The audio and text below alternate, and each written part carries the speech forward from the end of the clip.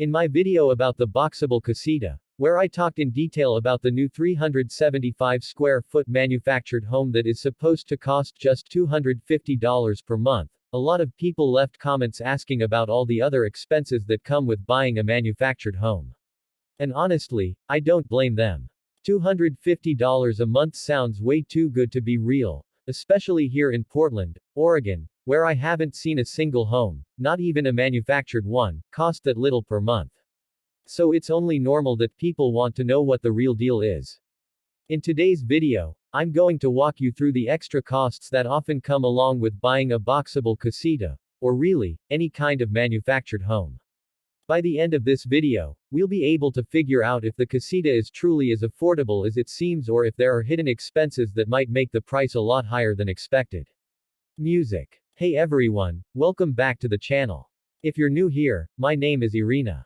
I'm a licensed real estate agent based in Oregon, and on this channel, we cover the latest news in real estate, the job market, and the bigger picture of the economy, and how all of that matters to your daily life.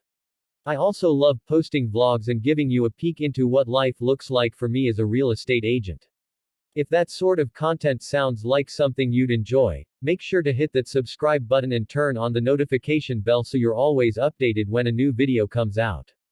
Before we get into everything, I just want to take a second to say a huge thank you for 1,000 subscribers. I'm honestly so grateful, it's a big deal for me. I actually started this channel almost a year ago, and my goal was to reach 1,000 subscribers before my 1-year mark, which is on January 28th. And thanks to all of you, I reached that goal, and I couldn't be happier. I've got lots of fun and helpful content planned for 2022, and I'm just thrilled to grow this little community we've built together. Alright, let's dive into all those extra costs that come along with buying something like the Boxable Casita. Is it really just $250 a month, or is it going to end up being more? The very first cost you need to think about is land. You can't buy a Boxable Casita if you have nowhere to put it. The best situation is if you're buying the casita as an ADU, which means an additional dwelling unit. In that case, you already own a piece of land with a main house, and you're just adding the casita behind or in front of your existing home. That's actually what my husband and I are doing, so we kind of lucked out in that area. We don't need to go buy a separate plot of land. But if you don't own land yet and you're planning to buy some just for the casita or another manufactured home, then the cost will vary a lot depending on where you live. The location makes a huge difference. For example, places like California have very pricey land. Even here in Portland, land is far from cheap. The most affordable lot I could find for the purpose of this video was around $55,000.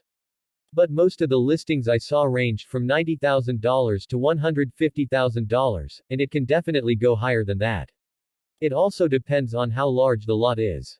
So if you don't already own land, that is a big extra cost you need to plan for if you want to place a Boxable Casita there. Next, there's the cost of shipping. Boxable's manufacturing facility is located in Las Vegas, Nevada. On their website, they mention that shipping typically costs between $3 and $10 per mile. Let's say we use a middle rate of about $5 per mile. Just to estimate, for my address in Portland, Oregon, the delivery cost would be around $4,821.05. Of course, if you live much closer to Las Vegas, your shipping fee will be lower. And if you're outside of the country, that number could be much, much higher. So again, where you're located plays a big part in how much shipping will cost you. For me, that number was just under $5,000. Another thing you'll have to consider is building permits. This is a big one.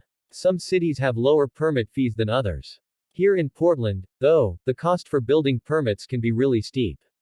Since we're placing the Boxable Casita on our land as an ADU, we contacted the city and found out that the permit fee for us would be about $12,000. That is a lot of money. It's honestly kind of frustrating how much it costs. If you're in a different area, it might be more affordable, or it could be even pricier. But for us, that's how much it would be to get the permit needed to add a casita to our property. We also need to talk about utilities. I received so many questions in the comments of the original casita video asking how much it would cost to hook up utilities. In that video, I mainly discussed the home and how we ordered it, and I briefly mentioned pricing, so I totally understand why people were curious about this part. I can't give you an exact number because utility hookup prices vary so much depending on where you are, but I can give you some rough ranges. Your distance to public utilities is a major factor. If you're buying land out in a rural area or in the forest, the utility hookups are going to cost way more than if you live on a city street. Let's go over the main utilities one by one. Water could cost anywhere from a couple $100s to around $5,000. If you're on land that doesn't have city water access, you'd need to dig a well, which can be anywhere between $2,000 and $25,000 depending on how deep the well has to be. For sewer, if you're close to the city system, all you need is to pay for the connection. But if you're far out and don't have access to city sewer, you'll need a septic system. Those can run between $3,000 and $20,000 depending on what kind of system you need and how complex it is. Then there's power. If you already have a main house on your property and are adding the casita as an ado, you might be able to extend the power from your existing house. That would be much cheaper. But if you don't have any house on your land or your existing electrical panel isn't strong enough, you'll need to get new service. The cost really depends on how far your house is from the nearest power source or pole. Some electric companies offer a set distance of wiring for free, and beyond that you pay extra. Prices also depend on what your local electric company charges. In general, expect to pay anywhere between a few $100s to several $1,000s depending on the distance in your area. So altogether, if your land doesn't already have utilities installed, it's safe to budget between $10,000 and $30,000 to get everything hooked up. If you already have a main house and are just adding the casita, it could be significantly cheaper. There's also the cost of putting in a foundation. The Boxable Casita isn't like a mobile home that sits on wheels. You need a real, permanent foundation for it to rest on.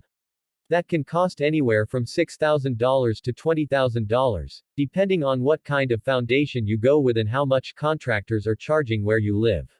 Boxable's website shows a few examples of foundation types that work well with the casita. Now, hearing about all these extra expenses might feel overwhelming, especially if you don't already own land.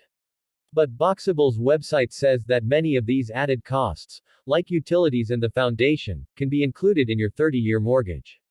That can really help a lot of people who may not be able to afford everything up front.